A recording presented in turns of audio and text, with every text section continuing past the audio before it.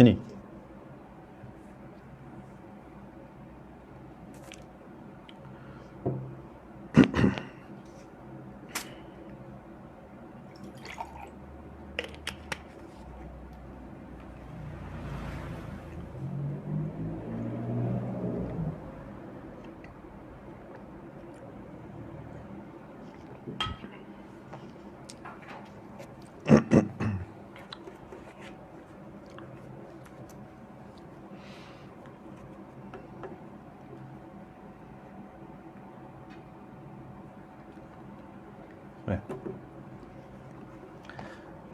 Ila hadrati Nabi Mustafa Sayyidina Rasulullah sallallahu alaihi wasallam. Summa ila Sayyidina Ali bin Abi Talib, Sayyidina Hasan bin Ali, Sayyidina Syekh Hasan Basri, Sayyidina Syekh Qadir Jilani, Sayyidina Syekh Hasan Asyazali, Sayyidina Syekh Muhammad Al-Hashimi, Sayyidina Syekh Sa'ad Al-Murad, Sayyidina Syekh Muhammad Zakiuddin Ibrahim, Sayyidina Syekh Salih Farfur, Sayyidina Syekh Qadir bin Ahmad Al-Saqaf, Sayyidina Syekh Muhammad bin Ali Al-Maliki, Sayyidina Syekh Asman Sirajul Naqsyabandi, Sayyidina Syekh Man'am Al-Jalal Al-Ashrafi, wa Sayyidina wa Maulana wa Murabbina wa Walidina Syekh Yusuf bin Muhyiddin Al-Bakhun Al-Hasan. Summa ila walidina wa ahlina muallimin masyayikhana jami'al muslimina wal muslimat, khususan ila akhwanina akhwatina fit tariq. Al-Fatihah. Bismillahirrahmanirrahim. Alhamdulillahi rabbil alamin. Ar-Rahmanir Rahim. Maliki yaumiddin. Iyyaka na'budu wa iyyaka nasta'in. Ihdinas siratal mustaqim. Siratal ladzina an'amta 'alaihim ghairil maghdubi 'alaihim waladdallin. Amin. Bismillahirrahmanirrahim. Alhamdulillahi rabbil alamin. Wa bihi nasta'in ala umuri dunya waddin. Wa sallallahu ala sayyidina Muhammad khatamin nabiyyin wa ala alihi wa sahbihi ajma'in. Allahumma salli ala sayyidina Muhammad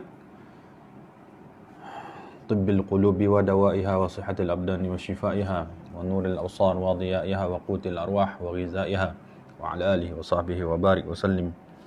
Rabbi shrah li sadri wa yassir li amri wa hlul 'uqdatan min lisani yafqahu qawli wa saddid lisani wahdi qalbi bihaqqi sayyidina Rasulillah sallallahu alaihi wa ala alihi wa sahbihi wa baraka wa sallam. Amma ba'du. Assalamualaikum warahmatullahi wabarakatuh. Pada tuan-tuan puan-puan yang sudi meluangkan masa pada pagi untuk kita sama-sama mengulang kaji hal ehwal berkaitan dengan urusan agama kita dalam menyempurnakan tanggungjawab kita sebagai hamba Allah Subhanahu Wa Taala dengan segala nikmat yang Allah Taala bagi, maka menjadi satu tanggungjawab untuk kita sempurnakan tujuan nikmat itu diberi. Dan antara nikmat yang besar yang Allah Ta'ala bagi ketika ini adalah panjang umur, kesihatan, masih lagi dikekalkan nikmat-nikmat yang lain yang telah Allah Ta'ala bagi semalam. Itu semua nikmat yang Allah Ta'ala bagi untuk membantu kita dalam menyempurnakan kehambaan kita kepada Allah. Kita jangan sangka apa yang Allah Ta'ala bagi itu untuk kita nikmati sepuas-puasnya lalu tak ditanya apa-apa. Tak. Nikmat yang Allah Ta'ala bagi itu daripada awal Allah Ta'ala bagi sampailah nanti terhenti pemberian tersebut, itu semua akan ditanya oleh Allah Ta'ala. Maka kita ambil peringatan, kita dah tahu dah. Dan orang yang bijak tu tak perlu diingatkan selalu. Tapi sebab kita sibuk dengan pelbagai perkara dalam kehidupan harian, kadang-kadang kita terlupa. Maka jadi kebaikan sesama kita untuk mengingatkan tanggungjawab tersebut, menyempurnakan kehambaan kepada Allah dengan nikmat yang Allah Ta'ala bagi, supaya nanti kita selamat di hari akhirat kerana kita telah bersedia untuk menjawab setiap detik nikmat yang Allah Ta'ala bagi itu ke mana kita letakkan. Jadi hidup ni pada asasnya bukan permainan macam kanak-kanak Yang kalau dia nak pergi mana-mana dia buat. Kalau dia nak buat apa dia pun buat. Itu kanak-kanak lah, tak ada bertanggungjawab ke pun. Tapi kita orang dewasa tak begitu. Mula balik saja tu dah pikul tanggungjawab. Pikul tanggungjawab kehambaan. Tanggungjawab kehambaan.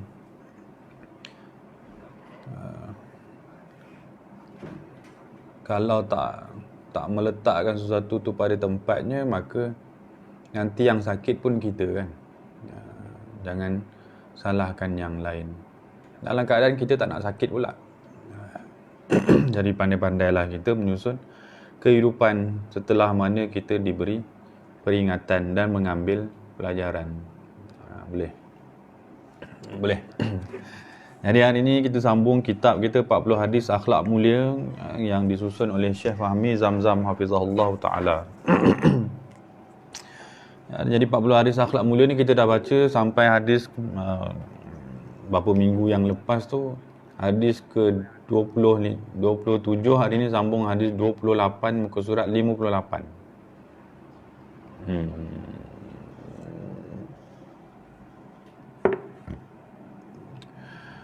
Bismillahirrahmanirrahim. Hadis yang ke-28 daripada 40 hadis akhlak mulia. Kenapa ulama susun kitab 40 hadis? Antara manfaatnya sebab mengikut pesan Nabi SAW. Siapa yang hafal 40 hadis berkaitan dengan urusan agama ni, 40 hadis maksud 40 ucapan Nabi lah. Maka di hari akhirat Allah Ta'ala akan bangunkan dia dalam kumpulan ahli ilmu walaupun dia bukan daripada kalangan ulama. Jadi Nabi nak bagi satu pintu keselamatan buat kita. Kita di akhirat tu kita tak tahu kita boleh masuk syurga ikut jalan apa, daripada pintu yang mana. Jadi kita usahakan semua, jangan kita pilih satu pintu saja kan. Takut-takut nanti pintu yang kita harap masuk tu tak dapat masuk pula. Jadi sebagai orang yang bijak, kena pilih semua pintu yang ada. Usaha untuk buat semua.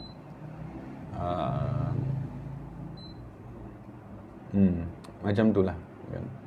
Jadi daripada satu pintu yang ada dalam mempermudahkan jalan untuk bahagia di akhirat adalah dengan mengusahakan hafal 40 hadis. Jadi ramai ulama buat kitab 40 hadis, kumpul 40 hadis untuk dihafal. Kalaupun bukan untuk orang lain, untuk dia. Kita pun sebenarnya boleh buat 40 hadis kita sendiri, yang kita tekun nak hafal supaya kita boleh lah jadikan bekal kalau akhirat nanti.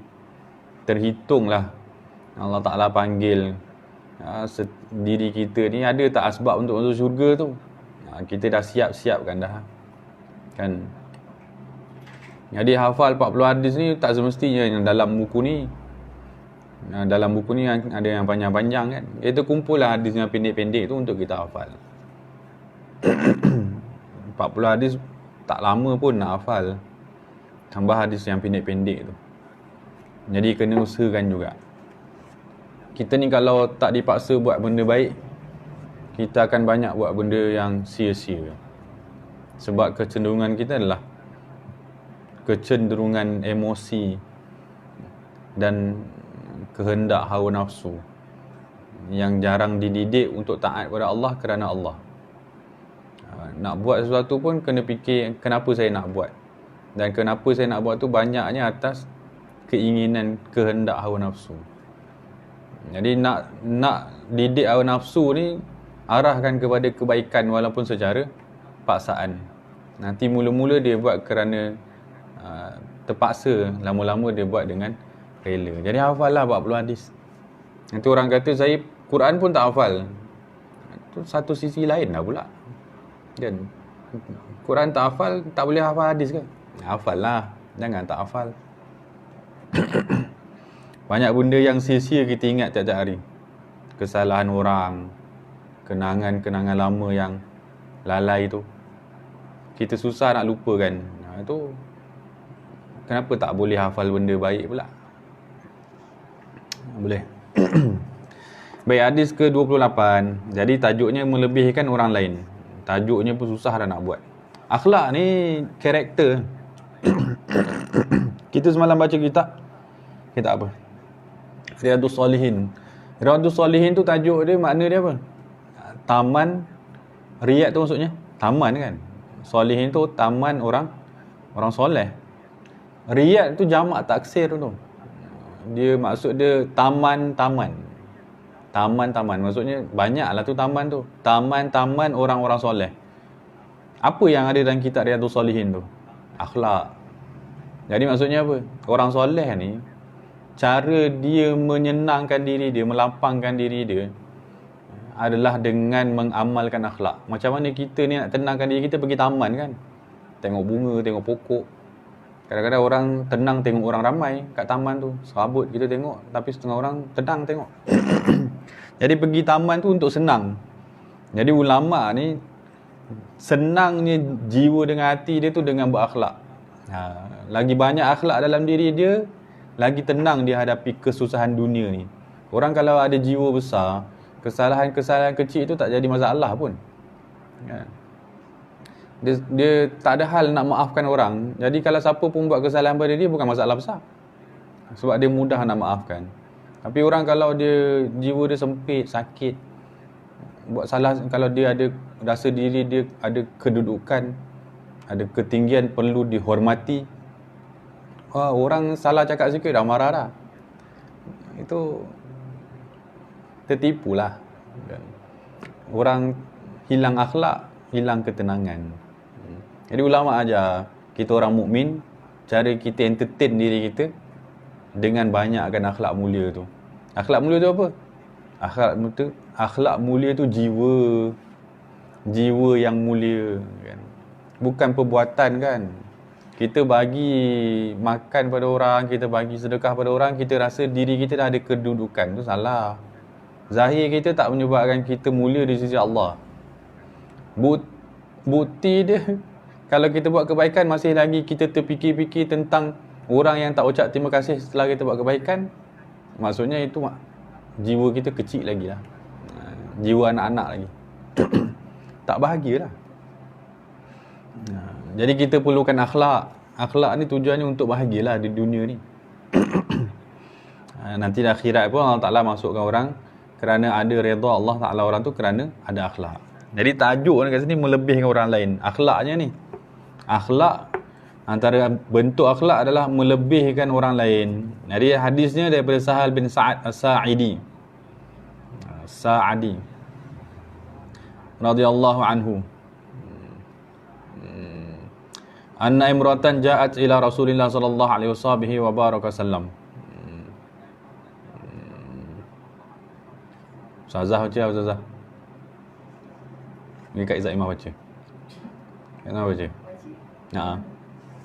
Baca hadis tu. Wa ani sahlin. Wa ani sahlin bin Sa'di radhiyallahu anhu. Anna imra'atan ja'at ila Rasulillah sallallahu alaihi wasallam bi burdatin mansujah. Faqalat nasajtuha bi yadayya li aqsuwakaha.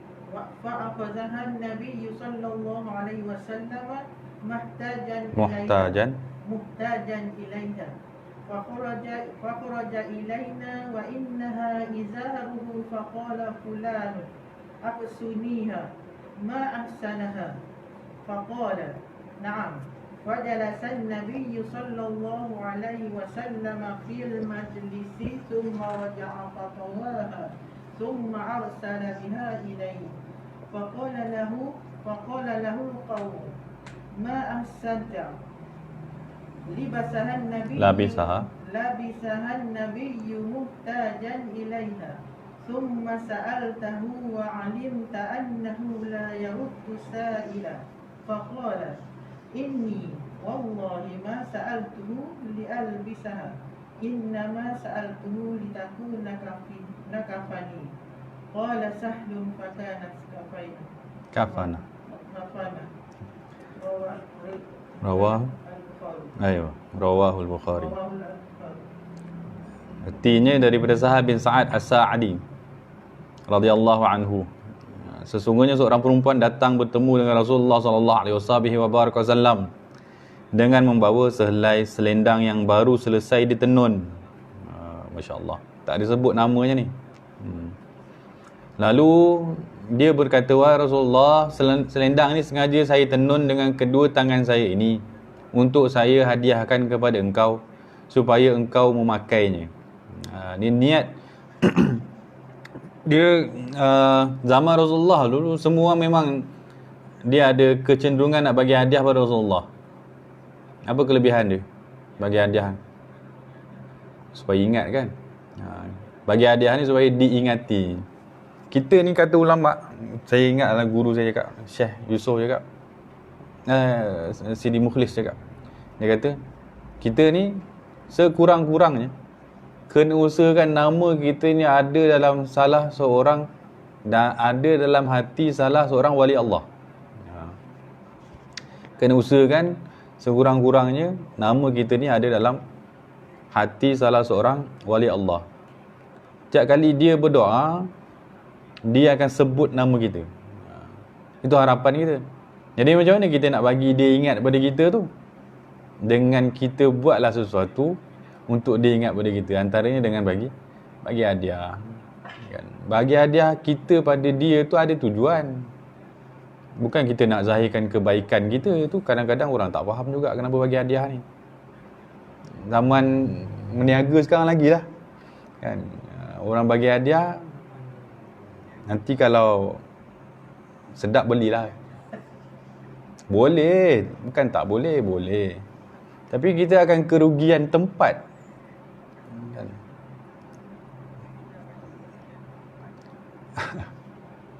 Kita kerugian ruang. Hati para orang soleh ni dia kecil lah. Bukan semua orang boleh masuk dalam ingatan dia tu. Hati orang soleh ni dia pilih siapa yang nak dimasukkan ke dalam hatinya kan? Jadi antaranya adalah orang yang jujur. Bukan tentang orang yang sempurna akhlak, tak. Orang soleh bukan, kita jangan sangka dia pilih orang soleh aja masuk hati dia, tak. Orang soleh ni pilih orang yang nak duduk dalam hati tu, orang yang jujur. Jujur dalam hubungan. Jujur dalam hubungan, maksudnya dalam interaksi tu. Kan kejujuran ni dia ada tanda kan. Jadi kalau kita ada hubungan yang jujur dalam dengan orang-orang yang soleh, itu Masya Allah. Kadang-kadang kita maksiat, hati tak tenang, di satu tempoh maksiat tu tak tenang tu tiba-tiba hilang kan, jadi tenang. Ni siapa pula kan? Kita tak tahu, kita doa tak hilang-hilang pun rasa risau tu, rasa gundah ke, rasa tak tenang tu. Tapi tiba-tiba satu momen hilang kerisauan tu. Itu mungkin keberkatan doa pada orang-orang yang ingat kita lah. Orang soleh lah antaranya kan. Faham ke sikap? Jadi para sahabat ni banyak ambil peluang bagi hadiah pada Rasulullah. Saya ingat ada satu kitab tu beratlah, kita saya tak sempurna lah dalam buat tu. Dia kata setiap kali jumpa guru yang kita kasih tu, setiap kali jumpa guru tu kena bagi hadiah. Sampai tak macam tu. Kalau dalam perjalanan lupa nak bawa hadiah, berhenti tepi jalan, cari bunga yang cantik tu, petik, bawa pada Syekh. Dahsyat. Sebab pada pemberian kita tu ada kesungguhan yang kita ni nak meraih perhatian daripada Allah dengan lakukan kebaikan kepada orang-orang yang Allah Ta'ala pilih. Orang soleh lah maksud dia. Guru tu penting sebab apa? Kan jasad kan. Guru tu penting sebab dia tunjuk kita jalan pada Allah, itu saja. Kan.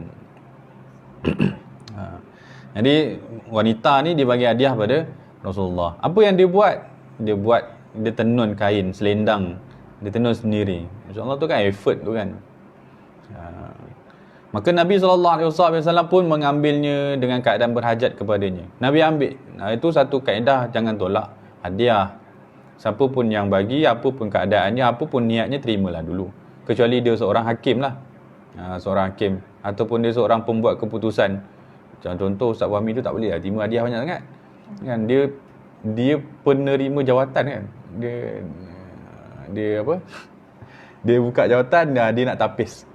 Jadi kalau banyak sangat terima nanti dia ada bias pula. Kalau dia dengar lah. Dia kena hati-hati lah tengok pilih kan. Takut nanti ada bias pula kan. Kalau layak tak apa, tapi dia orangnya, dia tu tegas jugalah kan. Dia tak adalah selamba-selamba je. InsyaAllah. Kemudian Nabi pun terima. Dalam keadaan Nabi pun berhajat pada dia. Ini kaedah. Kita kalau nak bagi sesuatu pada orang, kita tengok apa yang dia perlu. Itu kaedah dia.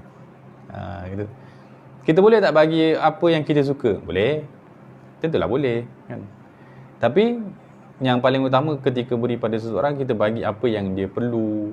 Itu apa yang dia perlu. Tapi apa yang dia perlu, kita tak tanya pada dia. Awak nak apa ya? Itu tak betul pula. Orang nak bagi hadiah, dia jangan tanya pada orang tu.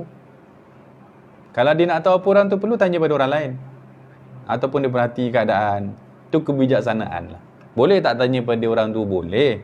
Tapi takut orang tu nanti dia kata, saya tak perlu apa-apa. Orang yang ada akhlak mulia dalam diri dia, Syekh saya selalu macam tu lah. Tengok, saya ada nak apa-apa tak? Tak ada.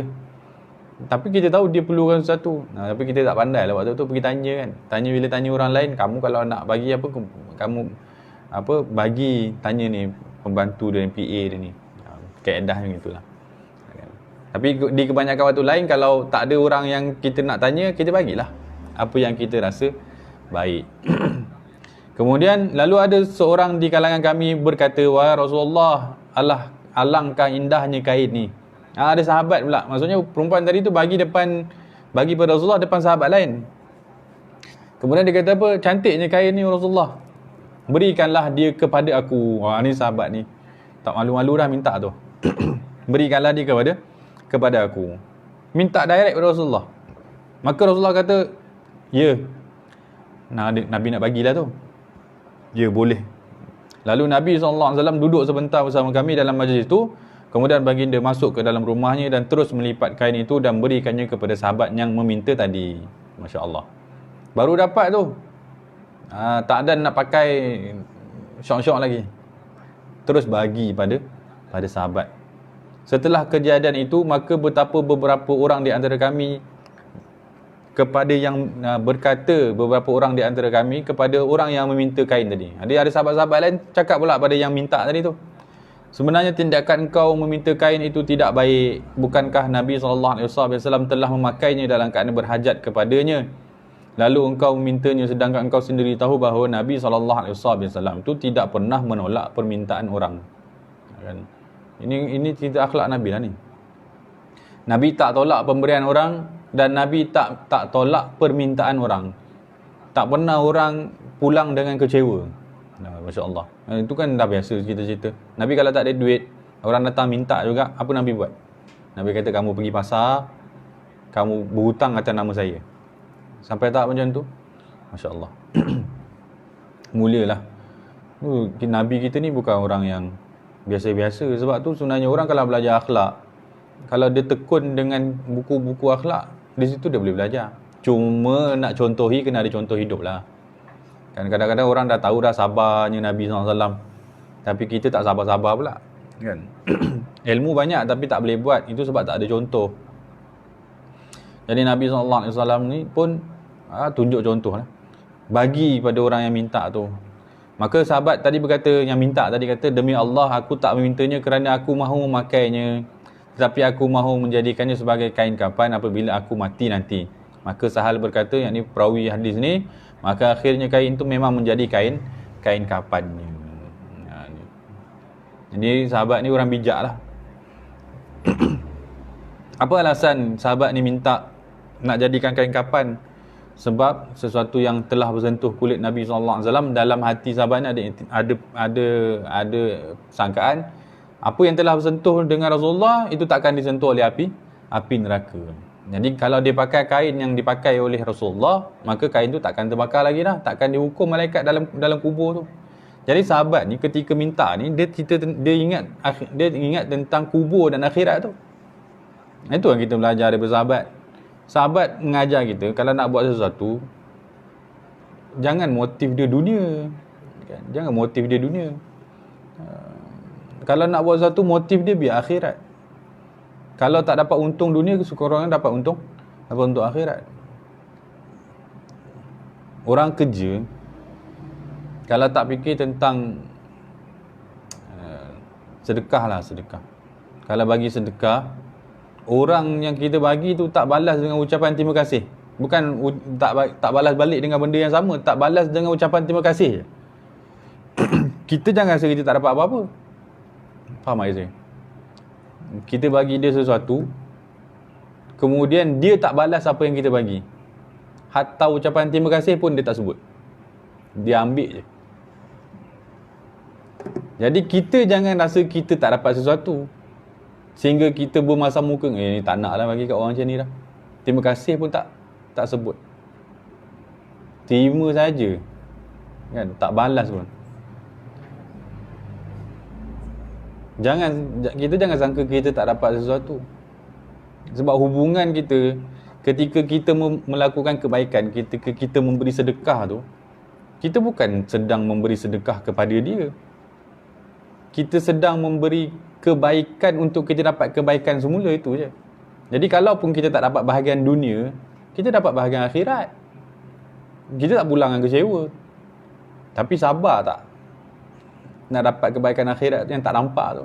Faham ke saya? Orang cenderung masalah dengan manusia lain. Itu punca dia sebab dia tak dapat bahagian dunia tu. Kita lah guru-guru cenderung untuk tergelincir ketika ada anak murid kalau tak buat, tak hormat pada kita tu, kita cenderung jatuh. Tapi ulama pesan jangan, kan. Lagi anak murid tak hormat kita tu bukan hal kita, tu hal dia dengan Tuhan dia. Kita ketika Allah Ta'ala datang ke anak murid, kita dah dapat kebaikan dah. Kalaupun dia tak ucap terima kasih. Saya pernah tak mengajar orang dewasa, mengajar kanak-kanak. Daripada awal datang sampailah balik, dia datang pun sebab mak suruh, balik pun tak sabar-sabar.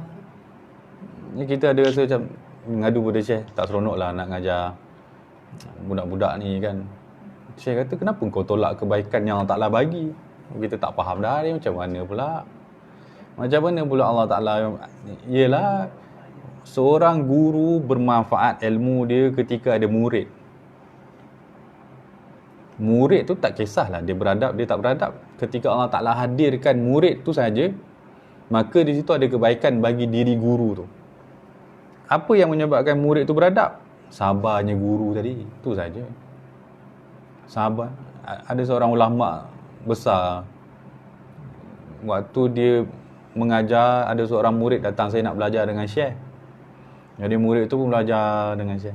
Bila murid tu dah pandai sikit, dah kenal ilmu, dia ada kecenderungan nak pergi mengaji dengan Syekh lain. Tak habis lagi tu. Jadi dalam tempat yang sama, dalam masjid tu, ada 2-3 pengajian. Jadi murid tadi datang, lalu dekat pengajian dia. Jadi Syekh kata, Fulan, lama tak jumpa apa semua ni kan. Kata pada anak murid dia, saya sebenarnya mengaji dengan orang tu sekarang, dengan Syekh tu sekarang. Saya minta maaf lah Syekh, saya nak pergi mengaji dengan orang tu pula, dengan Syekh tu pula. Cakap depan muka Syekh tu. Syekh ni, tak apa, pergi. Nanti kamu lambat masuk kelab, tak beradab pula dengan Syekh tu. Ni anak murid dia ni, yang dia didik daripada A, tak reti apa-apa ni, dia didik. Dah besar, lupa daratan dah. Dia anak murid lain pun kata, Syekh, kenapa kau tak tegur dia, Syekh? Dia tak beradab dengan kau. Kan? Dia tu pandai sebab didikan kau. Dah pandai sikit dah pergikan lagi kat orang lain dah. kenapa aku nak kena marah? Syekh tu kata, ketika Allah Ta'ala hadirkan dia dalam pengajian aku, maksud Allah Ta'ala telah buka satu jalan kebaikan untuk aku kepada aku ajar dia, pahala untuk aku. Ketika Allah Ta'ala hantar dia kepada orang lain, itu dah lepas tanggungjawab aku. Maksudnya kurang satu beban. Sebab setiap anak murid yang datang, itu jadi tanggungjawab guru untuk jawab pada Allah. Kenapa kau tak didik dia elok-elok? Kenapa kau tak ajar dia elok-elok? Kenapa dia tak faham-faham kau tak didik dia? Ya, anak murid tak beradab tu satu hal, tapi guru tak beradab satu hal lagi. Satu hal lagi. Itu, jadi guru jangan mudah terkilan dengan anak murid. Kalau dah rasa guru lah. Kita kalau dah mula rasa kita somebody, itu masalah, kan? Sebab tu mata kita tengok orang lain itu hanya saksi-saksi kebaikan ketika kita hidup di dunia. Kalau kita tak ada harapan yang bukan-bukan pada manusia lain, kita tak mudah kecewa dengan orang. Tapi kalau kita ada harapan yang bukan-bukan untuk diri kita supaya orang lain buat, itu mudahlah kecewa dengan orang. Akhirnya balik pun fikir masalah yang bukan masalah. Kenapa dia macam tu? Dah lah tak nak tanya direct, terfikir-fikir pula, seminggu pening kepala. Dah buang-buang masa. Buang-buang masa. Banyak lagi benda lain nak kena fikir. Faham ke saya? Jadi fikirkan apa pun dalam tindakan, fikirkan tentang akhirat. Kalau melakukan kebaikan, tak ada kosong. Ada bahagian. Kalau namanya baik, perkara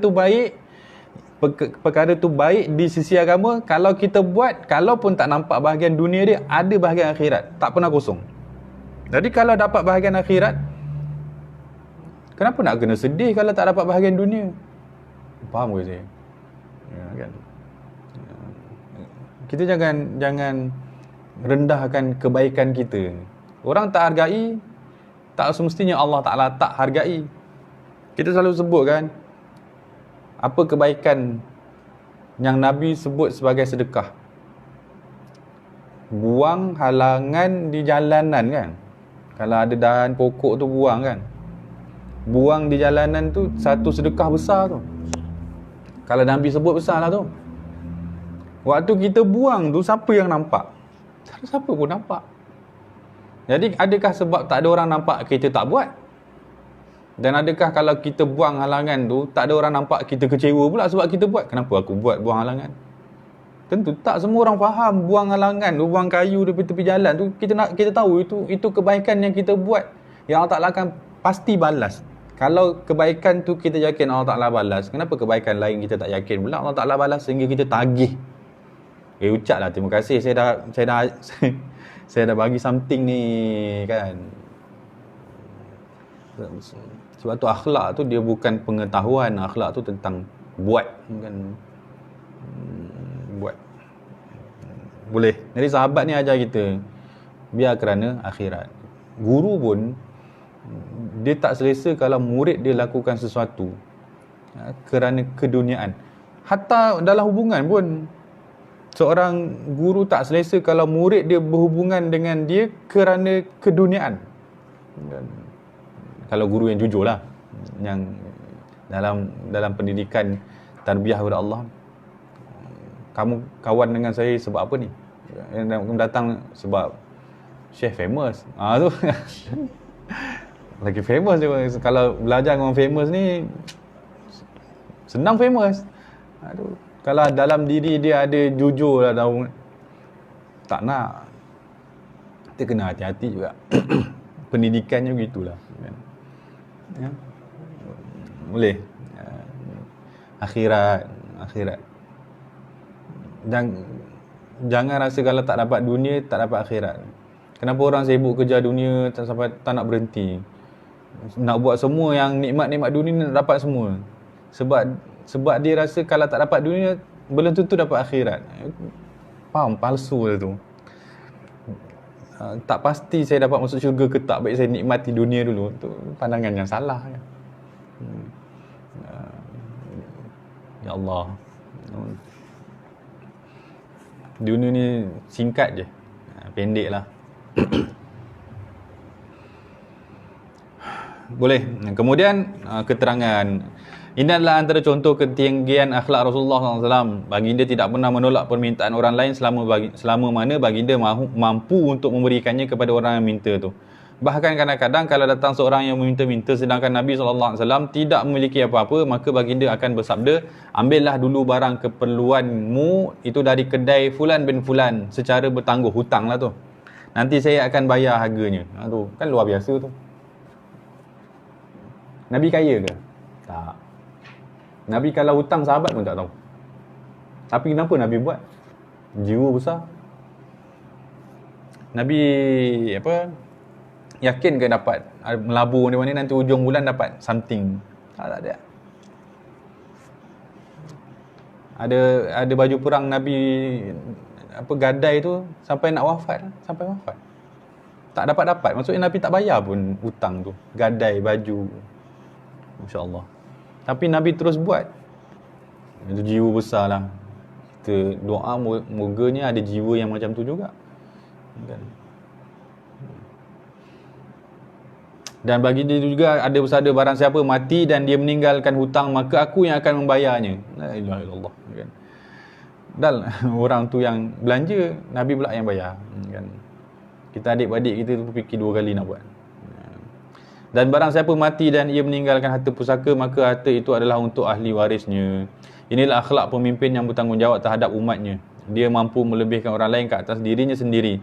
Baginda sanggup lapar asal umatnya kenyang. Itulah, baginda sanggup lapar asal umatnya kenyang. Nabi dapat satu ghanimah kan, harta rampasan perang tu bagi-bagi dapat ghanimah. Jadi Siti Aisyah hari tu dah prepare lah kan, nak masak something kan. Tengok Nabi balik tak bawa apa-apa. Jadi Siti Aisyah tanya, mana bahagian kita? Bahagian apa? Hari ni kan dapat ghanimah, harta rampasan perang tu, dapat bahagian harta tu. Nabi kata tak ada dah, aku dah bagi semua. Lah kenapa tak bawa balik sikit? Kenapa? Lah rumah kita dah 3 bulan tak masak. 3 bulan. Riwayat sebut 3 bulan tak masak. Rumah siapa ni? Siti Aisyah. 3 bulan tak masak. Ya Allah. Jadi Nabi bagi dulu bahagian dia. Baginda sanggup menderita asalkan umatnya bahagia. Jadi baginda sangat sayang kepada kita lebih daripada kita sayang kepada diri kita masing-masing.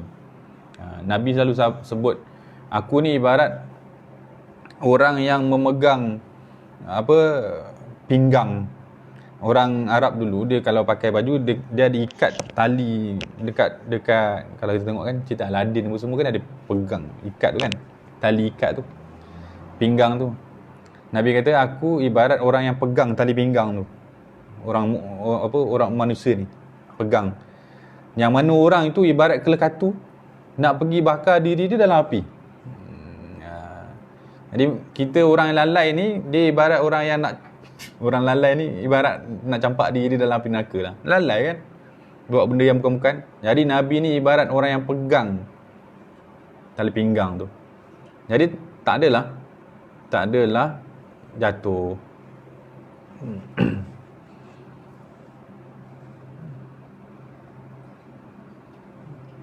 Tutup lagu dah.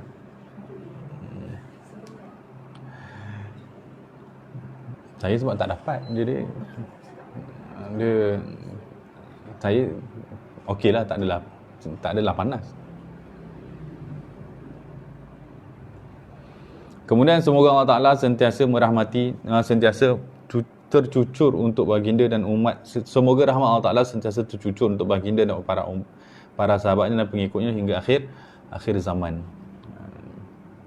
Ya Allah. Itu akhlak Nabi SAW. Kita kena ada akhlak Nabi, sebab orang yang sama akhlak maka satu tempat. Kan? Macam ni lah Kubak ni kan. Ustaz Fahmi kumpul orang yang ada mission yang sama je. Kan? Nampak yang pelik-pelik sikit tu, tak maaf lah, tendang dululah. Kan? Jadi orang yang bila ada mission sama, dia duduk satu tempat yang sama. Jadi selagi kita ada di sini, tak kena tendang, kita sama-sama ada niat yang sama. Ustaz dah nampak satu karakter lah, satu kan, sama-sama cinta Quran, sama-sama ada semangat khidmat pada Quran, belajar pada Quran. Jadi orang kalau sama karakter, dia akan duduk satu tempat. Itu tips tu mujarab. Kalau kita dalam satu kelompok, mesti ada persamaan tu. Kita kena carilah apa persamaan tu. Jadi persamaan, kalau kita nak duduk dalam kelompok Nabi di akhirat, kita kena ada akhlak Nabi tu. Bukan Nabi datang kat kita pergi kat dia. Jadi kalau nak pergi pada dia, macam sinilah nak apply kerja masuk Kubah tu, mesti ada sebab. Kan? Kalau tajwid pun tak erti, takkan nak boleh masuk sini. Jadi mestilah yang masuk sini dia dah ada apa? Benchmark kan. Dia dah ada dia punya tu. Dah memenuhi karakternya, keadaannya, ilmunya. Jadi kita dengan Nabi tu begitu. Kena ada ambil berat. Apa yang belum saya buat lagi yang Nabi dah suruh? Apa yang Nabi suruh saya tak buat lagi, yang kita usaha untuk buat, supaya nanti lagi banyak benda sama lagi dekat. Lagi banyak benda sama lagi dekat. Kawan paling baik, kawan kita yang paling baik tu paling banyak sama dengan kita kan. Jadi kita nak jadi paling dekat dengan Nabi, paling banyak lah yang sama dengan Rasulullah. Rasulullah tak pernah tutup pintu, tinggal kita nak pergi ke tidak. Jadi orang yang nak ada akhlak Rasulullah mesti berkawan dengan orang yang ada akhlak juga. Macam mana dia nak ada akhlak tapi dia tak ada contoh akhlak tu?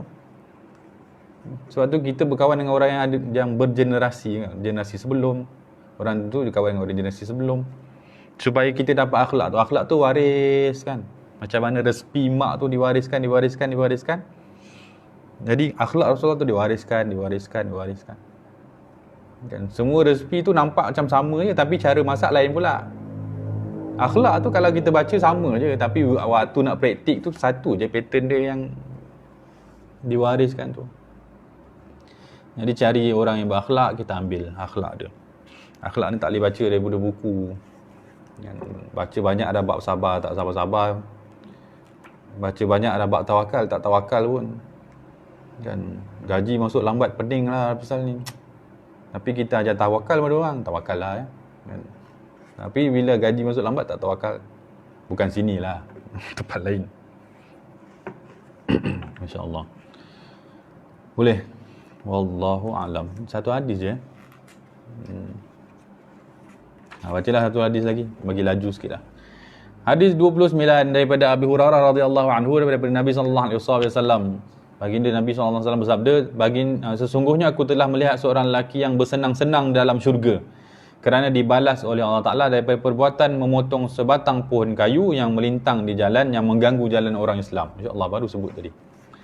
Hadis ini menunjukkan kepada kita betapa besarnya pahala orang yang buat kerja sosial setelah melaksanakan kewajibannya kepada Allah Ta'ala. Ini kita sebut ibadah ada dua. Satu, ibadah kita kepada Allah direct, solat, zakat, puasa, baca Quran.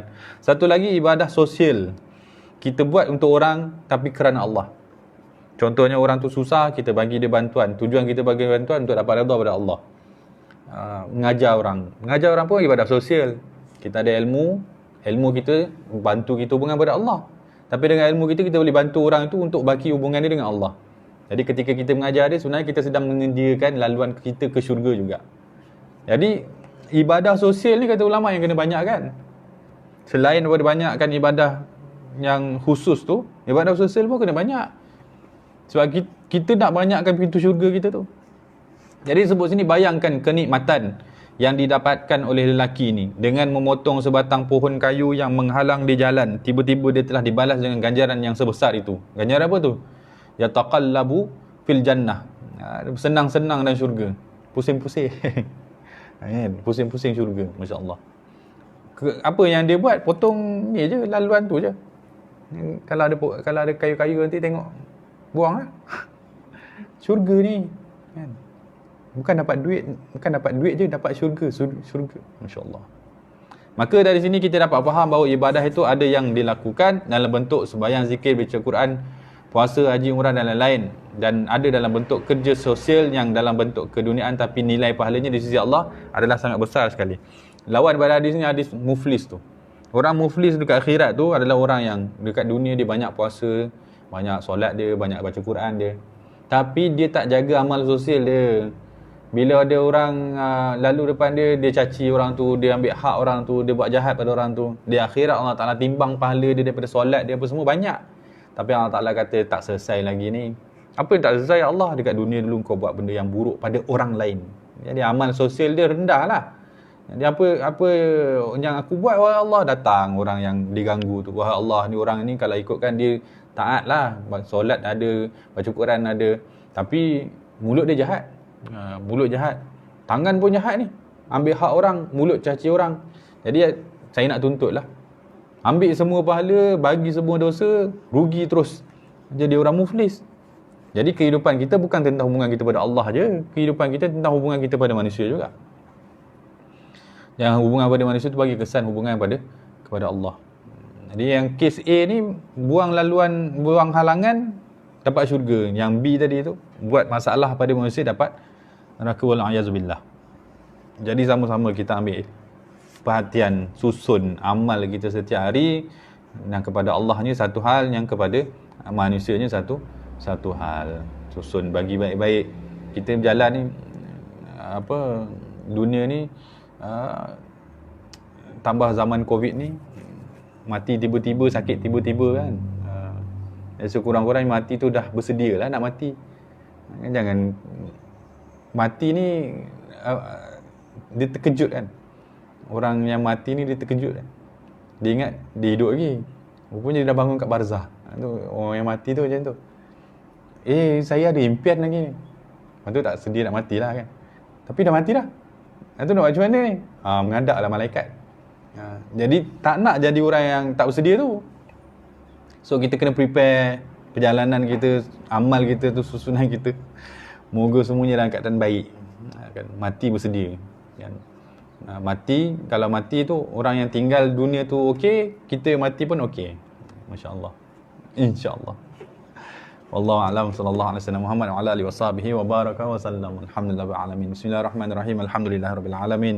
Arrahmanirrahim. Maliki yaumiddin. Wassalatu wassalamu ala asyrafil anbiya'i wal mursalin wa ala alihi wa sahbihi ajma'in. Allahumma ighfir lana dzunubana wa liwalidina warhamhum kama rabbawna shaghira. Ya Allah, ampunilah dosa kami, ya Allah, kedua ibu bapa kami, ya Allah, anak-anak kami, ya Allah, guru-guru kami, ya Allah, ahli keluarga kami, ya Allah, rakan-rakan kami, ya Allah, guru-guru Kuba, para jemaah Kuba Center, ya Allah, serta seluruh umat Islam, ya Allah. Masukkanlah kami ke dalam syurga-Mu, ya Allah, lindungilah kami daripada azab api neraka-Mu, ya Allah, ya Arhamar Rahimin. Ya Allah, jadikanlah setiap kebaikan yang kami lakukan di dunia ini kebaikan yang diterima di sisi-Mu, ya Allah. Jadikanlah setiap perkongsian ilmu yang kami lakukan di dunia ini, ya Allah, guru-guru kami yang mengajar Quran, ya Allah, mengajar tajwid, mengajar akhlak, mengajar adab, ya Allah, itu bahagian daripada kebaikan kami di dunia yang dihitung sebagai kebaikan di akhirat. Ya Allah, jadikan apa yang kami lakukan ini, ya Allah, asbab untuk kami masuk ke dalam syurga-Mu, ya Allah. Janganlah Kau pandang keburukan kami, ya Allah. Hitungkanlah setiap kebaikan yang kami lakukan, ya Allah, ya Rahman Rahimin. Dan jadikanlah ia sebab untuk masuk ke dalam syurga-Mu, ya Allah. Kabulkanlah permintaan kami, ya Allah, apa yang telah minta, apa yang sedang kami minta, apa yang akan kami minta, ya Allah. Dan jadikanlah setiap pemberian yang Kau berikan kepada kami itu pemberian yang menambahkan baik hubungan kami kepada-Mu, ya Allah, menambahkan redha dan rahmat-Mu ke atas kami, ya Allah, Rahman Rahimin. Maafkan kelemahan kami, ya Allah, kelalaian kami, ya Allah, lalai dan leka kami, ya Allah. Rabbana atina fid dunya hasanah wa fil akhirati hasanah wa qina azabannar. Sallallahu alaihi wasallam Muhammad wa ala alihi washabihi wa baraka wa sallam. Alhamdulillah.